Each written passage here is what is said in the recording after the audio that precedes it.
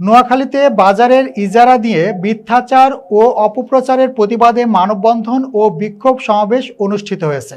Senior staff reporter Shahabuddin জানান, নোয়াখালীর কবিরহাট উপজেলার ধানসিঁড়ি ইউনিয়নের নবগ্রাম আমিন বাজারের ইজারা নিয়ে মিথ্যাচার ও অপপ্রচারের প্রতিবাদে মানববন্ধন ও বিক্ষোভ সমাবেশ অনুষ্ঠিত হয়েছে।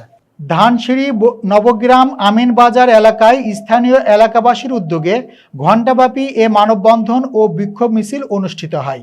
মানববন্ধনে বক্তারা বলেন, জলিলুর রহমান মানিক নবগ্রাম আমিন বাজারের বর্তমান ইজারাদার, কিন্তু অন্য একটি মহল বাজারের ইজারা না পাওয়াকে কেন্দ্র করে উদ্দেশ্য প্রণোদিতভাবে তার বিরুদ্ধে মিথ্যা তথ্য ছড়িয়ে অপপ্রচার চালাচ্ছে। একই সঙ্গে বিএনপির সিনিয়র নেতৃবৃন্দ ও উপজেলা নির্বাহী কর্মকর্তাকেও জড়িয়ে বিভ্রান্তিকর বক্তব্য প্রচার করছে। এ সময় মানববন্ধনে অংশগ্রহণকারীরা অপপ্রচারকারীদের বিরুদ্ধে প্রয়োজনীয় ব্যবস্থা গ্রহণের দাবি জানান এবং ভবিষ্যতে এ ধরনের মিথ্যাচার থেকে বিরত থাকার আহ্বান জানান।